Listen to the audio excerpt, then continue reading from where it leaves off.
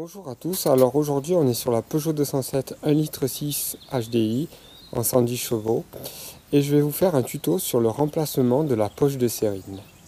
Alors tout d'abord, qu'est-ce que c'est que la sérine? La sérine, c'est une substance qui est injectée à chaque fois que vous faites de l'essence, du gasoil, qui est injectée dans le réservoir de gasoil justement, et donc qui est mélangée à ce gasoil. Finalement, cette sérine, elle sert au final à faciliter la régénération du FAP. Le FAP, je vous rappelle, c'est les gaz d'échappement qui sont filtrés et dont les particules fines sont retenues. Et donc qui crée ce qu'on appelle la suie. Et en fait, de temps en temps, le FAP, parce qu'il se bouche au fur et à mesure qu'il filtre donc, l'échappement, il se régénère tous les 300. Alors ça dépend, certains c'est peut-être plus, 400, 500 km, je ne sais pas, ça dépend du véhicule et de la génération. Il se régénère, c'est-à-dire qu'il monte en température à peu près à 500 degrés pour transformer cette suie en cendre et donc permettre ainsi son évacuation et donc une régénération, c'est-à-dire qu'il se débouche et il peut de nouveau filtrer les gaz d'échappement. Et cette sérine, en fait, c'est là qu'elle intervient, c'est qu'elle va aider à la régénération du FAP, c'est-à-dire qu'elle va permettre que le FAP se régénère à une température plus basse. Alors si je vous ai dit 500 degrés, peut-être que la suie avec la sérine va se transformer en cendre. Je vous dis ça comme ça, à 425, 450 degrés. Vous voyez. Donc ça permet de faciliter cette régénération, de demander moins de puissance, moins d'énergie. Alors sur ce véhicule-là, comment se passe la régénération du FAP? Et après je reviendrai sur mon tuto sur la poche de sérine. En fait, ce qui se passe, c'est que, comme je vous ai dit, la sérine est mélangée au gasoil. Et lorsque le calculateur moteur décèle que le FAP commence à être colmaté, il va enclencher la régénération. C'est quasi transparent, c'est lorsque vous roulez. Vous pouvez l'entendre des fois avec le ventilateur qui démarre ou un bruit un peu plus sourd, ça s'entend aussi.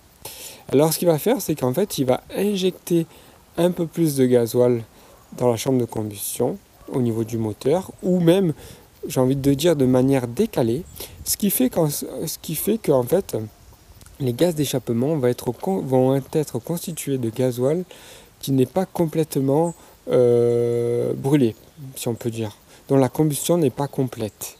Et donc ce gasoil-là va se retrouver du fait qu'il y a une injection supplémentaire, voire décalée. Ce gasoil-là va se retrouver au niveau de l'échappement et donc du filtre à particules. Et comme celui-ci chauffe énormément, parce qu'il ralentit les gaz, donc ça crée de la chauffe, il va chauffer, ça veut dire que ce gasoil va se mettre au niveau du filtre à particules, va finalement, vu que le filtre à particules monte en température, va finalement rentrer en, si on peut dire, en quasi-combustion, en tout cas faire en sorte que la température du filtre à particules augmente et donc transformer la suie en cendre. Voilà, j'ai essayé de faire court, pas trop long, mais voici un peu le principe de la régénération d'un filtre à FAP. Donc du coup la sérine, c'est là qu'elle intervient, elle permet donc de faciliter cette régénération, je le répète. Alors pourquoi moi je veux changer cette poche de sérine?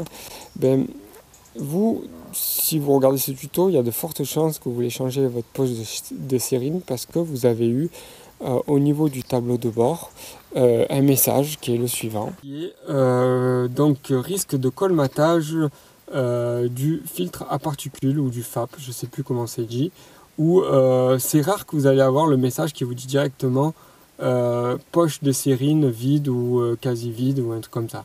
Souvent c'est quelque chose qui vous alarme bien sur le fait qu'il y a un risque de colmatage au niveau du FAP.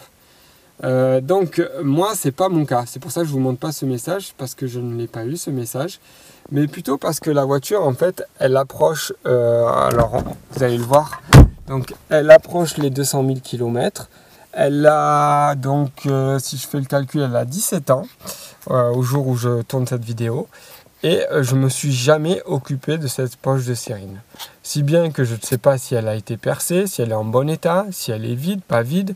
Bon, si elle était vide, normalement, j'aurais eu le message, mais on ne sait jamais. L'électronique, des fois, ça peut être défaillant. Surtout que cette poche de Sérine, cette voiture plutôt, j'ai envie de dire, c'est pas, enfin, je l'ai pas acheté neuve, je l'ai acheté d'occasion. Certes, quand je l'ai acheté, elle avait 5 ans, mais bon, je ne sais pas ce qu'a fait le propriétaire, le premier propriétaire. Voilà, ce qu'il a entrepris comme à ce niveau-là, s'il a changé ou pas. Je suppose que non. Donc moi je vais la changer aussi parce que au niveau du contrôle technique, si vous suivez ma chaîne YouTube, si vous avez eu des infos, ça fait plusieurs fois que cette voiture, elle ne passe pas le contrôle technique au niveau de la pollution. Et c'est quelque chose que je veux à tout prix régler, même si finalement j'arrive à la faire passer en mettant de l'additif et tout ça. Mais c'est quelque chose qui me permet juste d'avoir le papier, mais ça ne me satisfait pas. Moi, ce que je veux, c'est régler le problème pour de bon. Et donc, en fait, j'ai plusieurs hypothèses. Donc, je peux vous les annoncer. Je pense que mon turbo est défaillant. Je pense que j'ai un FAP aussi qui ne remplit pas sa fonction. C'est soit qu'il est défaillant, soit, tout simplement, il n'arrive plus à se régénérer comme il faut parce qu'il manque de sérine. Et c'est là, du coup, qu'intervient donc mon tuto de changement de la poche de sérine. Alors au niveau de l'accessibilité, cette poche de sérine est relativement accessible. Elle se situe au niveau de l'arrière droit de la voiture, donc côté passager. Comme vous pouvez le voir, j'ai déjà soulevé la voiture, j'ai bien sécurisé le tout avec des chandelles. Et je vais donc me glisser dessous pour vous montrer exactement où se situe donc cette poche de sérine, qui est en fait protégé par un carter en plastique noir que l'on peut déjà voir ici. Vous voyez, c'est celui-ci là. Donc là vous avez l'essieu, la roue ici, arrière droite, l'essieu, et juste là, pas loin de l'échappement, vous avez donc le carter qui vous permet qui protège en fait la poche souple de sérine. Alors pour enlever ce carter, c'est pas bien compliqué, vous prenez un tournevis plat, vous avez 3 vis, donc il y en a une ici comme vous pouvez le voir, on fait un quart de tour à gauche pour dévisser, et vous voyez, on a dévissé. Donc là je vais me glisser dessous, en mode commando, j'ai pas trop d'accessibilité, on peut voir, alors je sais pas si vous voyez, j'ai du mal à cadrer, on peut voir que là vous voyez, vous avez la pompe de sérine, là à ce niveau là on a de nouveau une petite vis que l'on va donc dévisser comme ça aussi, une autre qui est là, voilà, j'ai dévissé, et donc maintenant je vais essayer de cadrer ça le mieux possible de manière je vais pouvoir retirer ce cache. Ah, une vis qui est tombée, c'est pas grave, je vais la récupérer. Donc là, c'est normal, il est quand même raccordé au niveau. C'est de cadrer en même temps pour vous montrer le tout. Donc vous voyez, la poche est à l'intérieur. D'ailleurs, je commence à voir des choses qui m'intéressent. Je vais essayer de vous éclairer ça un peu mieux. Et donc la poche souple, elle est là. Donc il m'en reste de la sérine. On peut le voir ici. Il en reste, mais par contre, comme elle est souple, elle a tendance à rester vers le fond. Même, alors là, vous me direz c'est normal parce qu'elle est penchée. Mais moi, je l'ai vu. C'est vrai que j'ai pas cadré à ce moment-là, c'est compliqué. Mais je l'ai vu aussi. Tenez, je vais récupérer ça, ne pas perdre. Je l'ai vu aussi quand j'ai vu que la plupart de la sérine restait ici, là en bas. Ce qui fait qu'elle a du mal à aller vers la pompe. En plus, là, je peux voir, je sais pas si vous voyez vous, mais il y a une fuite. Il y a une fuite, là on peut le voir, des taches, petites fuites à ce niveau-là. Voilà. Donc là, on va la déclipper. Alors, très important, regardez la couleur de l'embout. Je vous expliquerai après pourquoi l'embout est vert. Alors, j'essaie de vous éclairer ça un peu mieux. Vous le voyez là, ici, l'embout est vert. Donc là, vous prenez en photo aussi ceci, avec notamment la référence qui est là. En l'occurrence, moi, c'est 96 724 057 80. Voilà, vous prenez en photo ça. Alors oui, je vais la remplacer, même s'il en reste. Parce que je pense qu'il y a du liquide qui reste emprisonné dans la poche et qui va pas bien au niveau de l'orifice ici. Et en plus, elle est percée. Même si c'est pas beaucoup, écoutez, je vais... Voilà, la voiture, elle a... Comme je vous ai dit, elle est vieille, elle a 200 000, presque 200 000 km, je ne l'ai jamais fait. Bon, ben, c'est le moment. Voilà. Donc là, pour enlever la poche, je vais utiliser une pince spéciale que j'utilise pour les raccords de durite de carburant. Alors vous voyez, j'utilise toujours cette pince-là. Pareil, si vous voulez la référence, le lien est dans la description de la vidéo, je le répète, car j'ai beaucoup de questions dans ce sens-là. Donc vous voyez, avec ça, là, j'appuie ici, ce qui me permet de déclipper, enfin, du moins je pense. Voilà, là ça va être bon. Et de... Hop là. Oups. La caméra, désolé, la caméra elle n'a pas supporté. Donc vous voyez, là on voit bien l'embout vert. Donc là je vais nettoyer le cache ici parce qu'il y a de la sérine. Au passage, la sérine c'est quelque chose qui est très dangereux. Mettez des gants. Ne touchez pas ça à la main, vous voyez là il y a une fuite, donc je vais mettre des gants en plastique pour manipuler ça. C'est très cancérigène, il ne faut pas s'amuser du tout avec ce genre de produit. Là du coup vous pouvez voir la poche de manière, vous voyez là la fuite, là on le voit bien, là tout ça là, je touche pas, hein, ouais. Il reste quand même une petite quantité, là, on peut dire que il reste un fond, ouais un fond là. À peu près jusque là, à peu près au niveau là.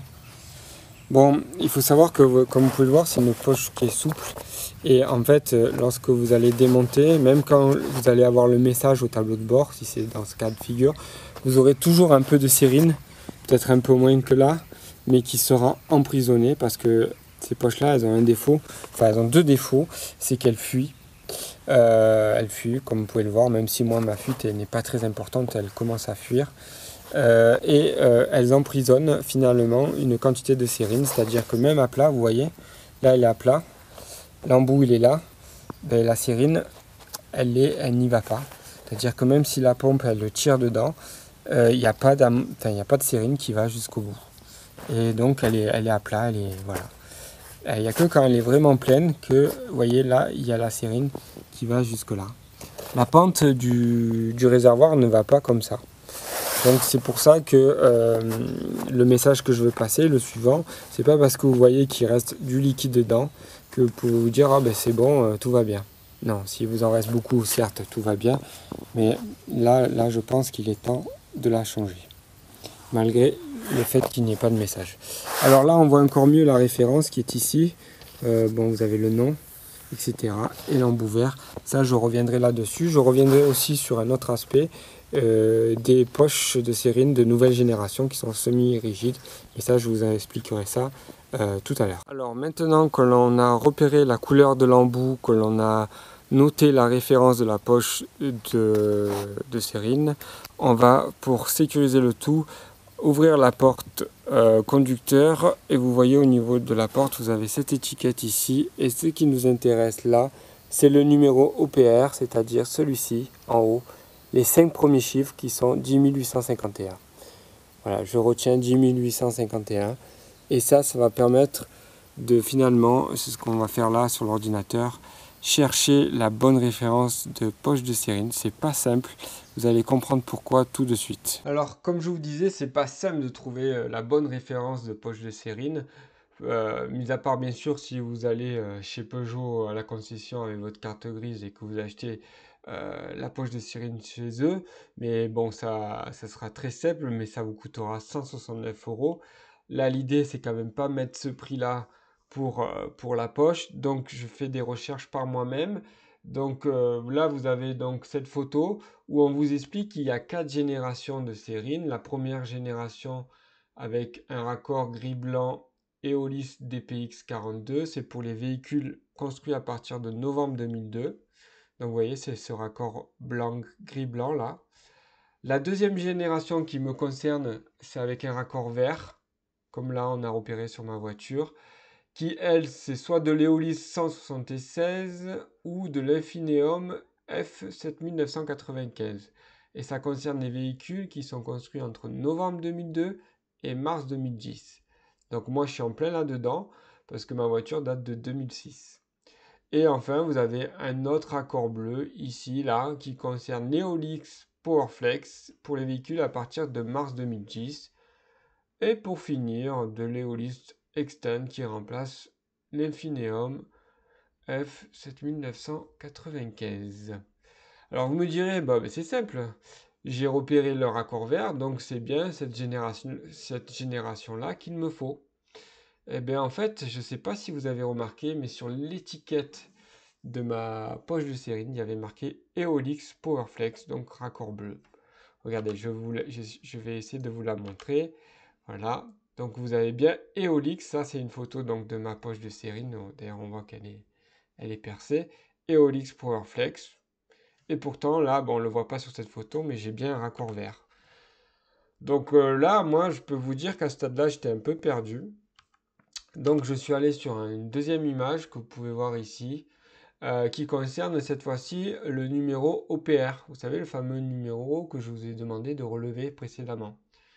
On peut voir que là, alors moi c'était 10 851, donc pour faire simple, on s'aperçoit bien que l'OPR compris entre 9 493 et 12 166, donc c'est mon cas, eh bien c'est bien de la sérine de seconde génération avec un raccord vert. Or, l'Eolix Powerflex, qui est de raccord bleu, lui c'est pour un OPR supérieur, donc OPR c'est les 5 premiers chiffres là, hein, supérieur à 12 167, donc c'est pas mon cas.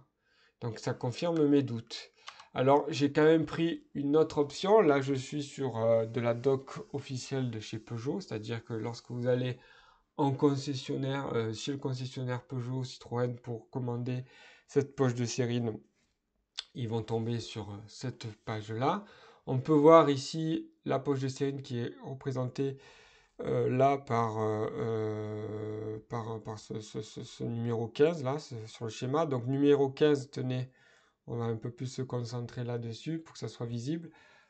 On a donc toujours cette histoire d'OPR. Vous voyez pourquoi je vous ai dit de le relever? Jusqu'à 12 200. Donc c'est mon cas parce qu'après le reste c'est au-delà de 12 200. On est sur une référence PSA de 1500 GA et qui a été remplacée. Hein, celle-ci, elle n'est plus valable 1500 GA, elle a été remplacée par 96 780 337 80. Donc ça, je vais le noter. Cette référence-là, je vais le noter. Et finalement, pour me faciliter les choses, pour tout vous dire, je vais aussi noter cette référence-là qui va beaucoup m'aider. C'est-à-dire là, même si elle est peu lisible, c'est 96 724 057 80. J'insiste, mais c'est vraiment très important que vous ne vous trompez pas de référence de sérine. Comme vous avez pu le voir, il y en a de différentes générations et en plus, elles ne se mélangent pas entre elles. D'autant plus que si vous vous trompez de sérine, vous risquez de détériorer de manière irrémédiable votre FAP. Donc vous aurez des frais supplémentaires. Alors pour ce faire, moi ce que j'ai fait, c'est que vous avez vu, j'ai tapé donc la référence qui est notée sur la poche de sérine, donc 87 724 057, et j'ai fait des recherches sur Internet par rapport à ça. Et celle qui ressort, donc là je vous passe le fruit de mes recherches, la poche de sérine qui ressort ici dans le premier lien, c'est-à-dire Direct Plus Auto, est finalement le site qui est le plus sérieux, enfin, en termes de prix, qui est le plus intéressant aussi. C'est donc le site Direct Plus Auto, dpauto.fr. On peut voir ici donc la fameuse référence qui est inscrite sur la poche de sérine, mais aussi cette référence qui était, elle, présente sur la doc officielle de chez Peugeot. On peut voir aussi la référence 1500 GA, encore une fois qu'on a relevé, ainsi que le code moteur, un litre 6 HDI, la capacité 1,7 litres, très important, parce que vous avez des poches de sérine qui vont sur 207, 1 litre 6 HDI qui font seulement 1 litre 1. Donc là, moi, celle qui m'intéresse, c'est celle-ci, avec la plus grosse capacité, comme celle d'origine. Donc au niveau du prix, on est sur un prix de 69 euros, plus 9 euros de frais de port, ce qui correspond à un total de 78 euros. Donc on fait une belle économie étant donné que, comme je vous disais tout à l'heure, en concession, il faut compter 169 euros. On est sur une économie d'environ 90 euros. Vous voyez, donc là, on est vraiment sur quelque chose de sérieux. Vous pouvez toujours les contacter par téléphone ou par mail. Donc vous avez le contact ici, téléphonique ou par mail, vous allez dessous. Moi, je les ai contactés par mail, c'est ici, là, en bas à gauche, pour en fait leur fournir soit votre numéro de plaque d'immatriculation, soit votre VIN sur votre carte grise, pour être sûr de ne pas vous tromper au niveau de la référence de la sérine. Donc ce qui est bien aussi, c'est que bon, c'est un site français, donc ça fait plaisir, Cocorico. En plus de ça, regardez ici, il vous présente des articles complémentaires. Il vous présente la pompe d'additifs multiplexée, donc c'est la bonne référence pour ma voiture 207. Mais c'est vrai que je peux avoir un problème de pompe défectueuse. Eux, ils la vendent. Donc vous voyez, c'est plutôt bien. Après, ce que j'aime bien regarder dans les sites, c'est les mentions légales. C'est-à-dire que là, on voit bien que c'est un site français, qu'il est bien enregistré, qu'il a un numéro de SIRET. Voilà. Et que tout est parfait. Donc là, à l'heure où je vous parle, j'ai déjà commandé la poche de Cérine. Elle a mis 2 jours pour venir. Il me l'a envoyé en Colissimo. Vous voyez, ils font les expéditions du lundi au vendredi euh, donc à 10 heures du matin. Donc il me l'a envoyé en Colissimo. Le mercredi, je l'avais.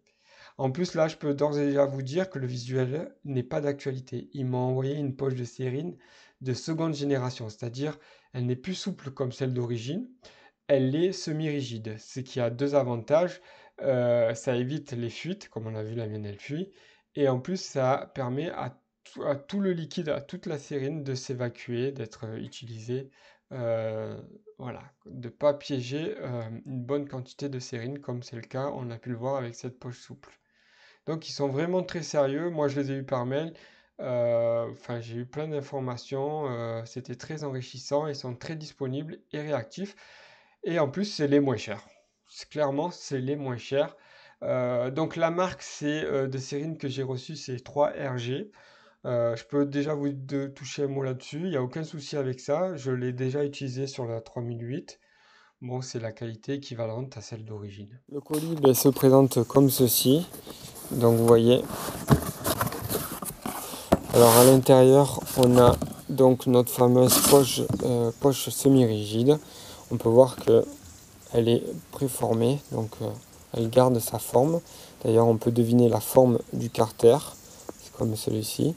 Ça a l'avantage, le fait qu'elle soit comme ça, c'est un plastique qui est beaucoup plus solide, donc ça évitera les fuites, les trous, qu'elle se perce en gros. Et en plus, ça permettra l'écoulement complet de la sérine. C'est-à-dire qu'elle ne va pas s'affaisser, elle va garder cette forme-là et du coup elle ne va pas piéger une partie de la sérine qui va se situer de ce côté-là. On peut être un petit peu dérouté par l'embout qui est de couleur gris. On retrouvera le vert plutôt à l'intérieur. Vous voyez. Mais quoi qu'il en soit, il s'agit bien de la bonne référence. Pardon. On peut le contrôler ici au niveau de l'étiquette. On retrouve donc la nouvelle référence PSA et l'ancienne d'ailleurs, 1500 GA, et la capacité correspond bien à 1,7 litre à la capacité d'origine. Donc vraiment c'est quelque chose qui est très bien. On peut s'apercevoir aussi qu'il y a un petit mot à l'intérieur qui répète un peu ce que je viens de vous dire par rapport aux références, qui vous dit aussi que du coup c'est une poche qui est renforcée, qui permet l'écoulement complet de la sérine, bon ça je vous l'ai dit, et surtout qui peut être rechargée.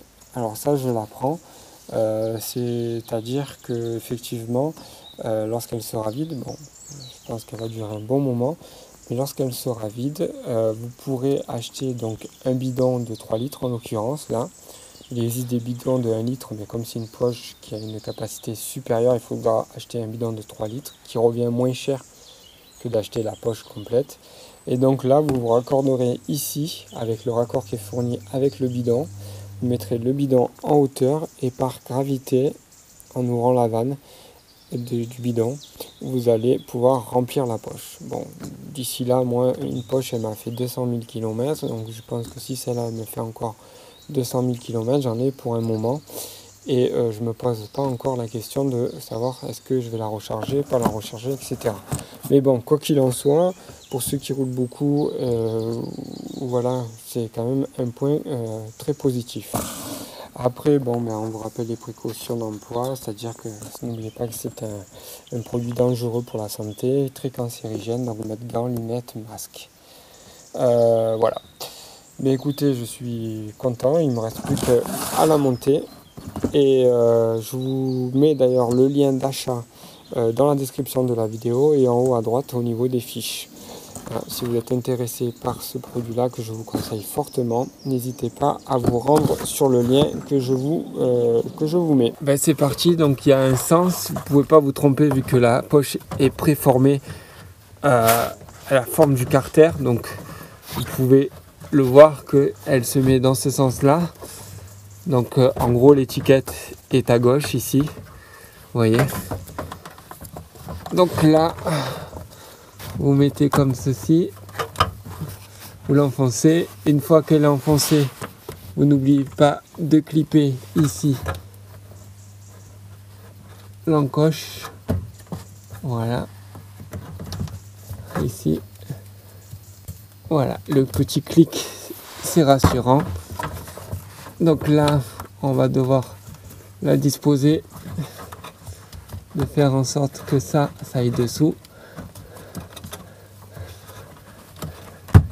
Voilà, elle est bien dessous. Alors, je contrôle quand même. Je fais un dernier point de contrôle ici, voir que c'est rien n'est pincé. Sur les côtés aussi. Et puis je vais remettre le carter dans sa position initiale en serrant les fameuses 3 vis en plastique là que je vous ai montré lorsque j'ai démonté. Donc, une fois que la poche est bien mise en place, je vais donc remettre le Karcher tout en faisant attention également à ce que tout soit bien en face.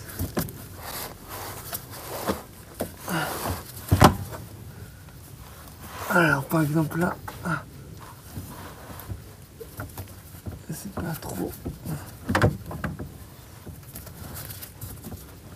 Alors c'est pas compliqué, mais étant donné que je suis sous la voiture allongée, c'est pas pratique on va dire. Mais en soi il n'y a rien de bien compliqué. Donc là tout est bien mis. Ça, je regarde si au niveau de la pompe j'ai rien bougé au niveau de la connectique électrique et à la fois du raccord, le flexible. Donc je vais pouvoir, avec mon tournevis que je cherche ici, commencer à serrer les vis. Voilà, une première. Voilà, du moment qu'il y a une qui est mise, ça aide pas mal quand même. Puis si c'est bien en face, ça rentre direct. Vous voyez. Et une dernière qui est un peu plus vers là-bas. Et c'est tout bon.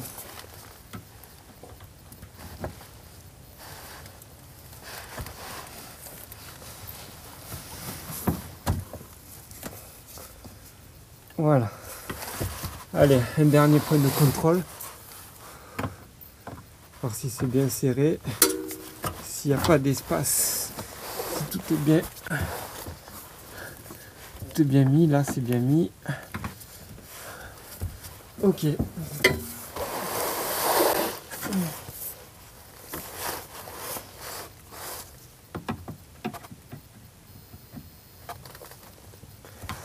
Voilà. Donc, on a remplacé la poche de sérine. Maintenant, il ne nous reste plus qu'à partir sur la partie télécodage. Et oui, on est obligé de dire au calculateur moteur, et ça se passe avec l'ordinateur et Jackbox, lui dire qu'on a changé cette poche de sérine et surtout qu'il le prenne en compte. Donc on passe sur l'ordinateur et après cela, on aura fini. Ça y est, nous sommes sur Jackbox pour pouvoir télécoder le changement de la poche de sérine. Pour cela, on va aller ici, vous voyez, dans réparation, ici en vert, on double-clique dessus. Vous n'aurez pas ce message, moi c'est parce que j'ai déjà une session en cours. Donc vous voyez, ce qui nous intéresse là, dans un premier temps, c'est le calculateur moteur. Dans un second temps, ce qui va nous intéresser, c'est la pompe d'additivation gasoil, ici, là, que je vous montre avec le curseur. Donc on va aller dans un premier temps dans le calculateur moteur. Pourquoi? Parce qu'en fait, la poche d'origine, elle fait plus exactement 1,8 litres et la poche que l'on vient de mettre fait 1,7 litres. Il y a peu de différence, mais il y a quand même une différence, contrairement à ce que je vous ai dit tout à l'heure par erreur. Donc, du coup, on va signifier au calculateur moteur ce changement de capacité de la poche de sérine. C'est également le cas si vous achetez une poche qui a une capacité de 1,1 litre. Vous devriez dire de cette façon-là au calculateur moteur que vous n'avez pas changé, vous n'avez pas remis une poche qui fait 1,8 ou 1,7 litres, mais bien vous avez changé la capacité de cette poche-là, c'est-à-dire 1,1. Donc là, pour ce faire, je suis rentré dans le calculateur moteur, j'ai double-cliqué dessus et je me retrouve sur cette page. Donc là, je vais descendre avec l'escalier, l'ascenseur à droite et je vais aller double-cliquer sur réparation. Puis je vais double-cliquer cette fois-ci sur pack de réparation. Je vais double-cliquer cette fois-ci sur intervention après-vente, filtre à particules et additivation carburant. Là, je vais confirmer. Effectivement, j'ai bien un calculateur externe qui gère l'additivation gasoil. On l'a vu précédemment dans la page où je vous ai présenté les deux calculateurs, c'est-à-dire le calculateur moteur et le calculateur d'additivation gasoil. Donc, on l'a bien vu, on peut valider. En bas à droite. Cette fois-ci, on se retrouve ici sur cette page et c'est là qu'on passe aux choses sérieuses. On va aller dans le calculateur d'additivation gasoil. Ici. On double-clique. Alors, on vous spécifie que ce télécodage permet d'informer la pompe d'additivation gasoil du volume d'additif que peut contenir le réservoir souple d'additif. C'est bien ce que je viens de vous expliquer. Donc, on valide en bas à droite. Et cette fois-ci, ici, on va changer la valeur qui n'est plus de 1,80, mais bien de 1,70. Et pour que cette valeur soit prise en compte, ne faites pas suivant ici, mais allez bien là où il y a marqué actionner, c'est-à-dire les roues crantées, pour télécoder. Vous cliquez dessus. Vous double-cliquez même.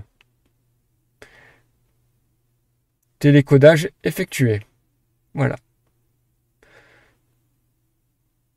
Très bien. Donc là, c'est bien pris en compte. D'ailleurs, si vous vous amusez à revenir en arrière, à faire ça, et revalider là, et aller dans le calculateur d'additivation gasoil, en gros, refaire le chemin qu'on vient de faire, vous allez voir que la valeur est bien de 1,70 et non plus 1,80. Donc ça a bien été pris en compte.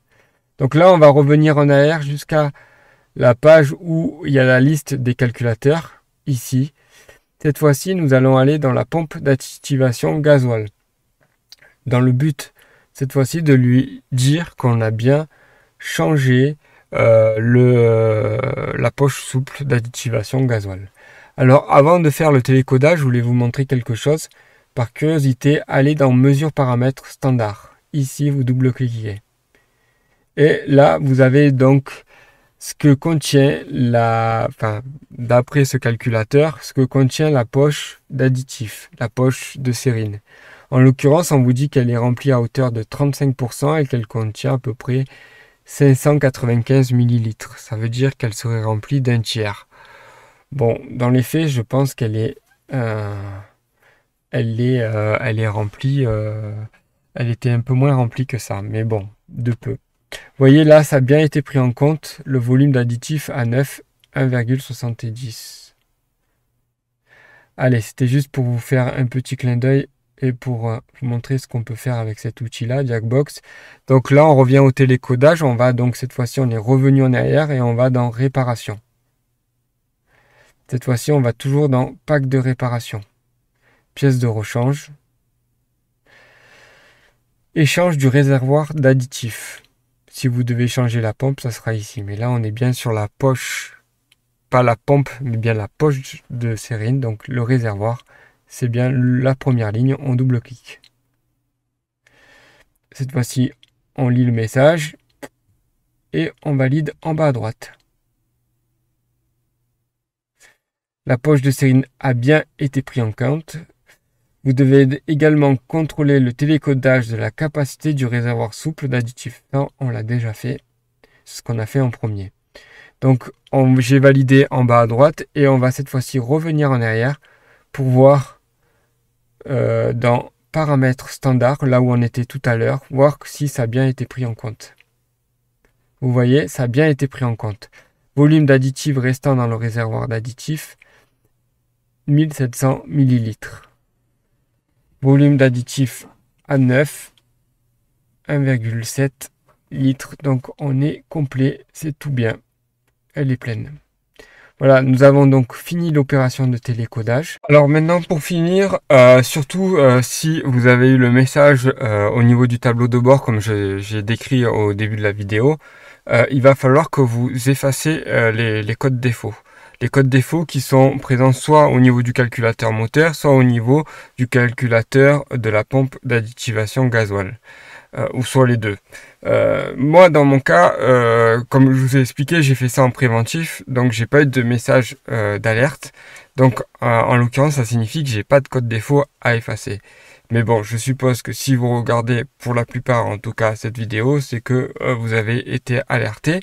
Donc, dans ce cas de figure, il faudra effacer les codes défauts pour justement enlever ce message d'alerte.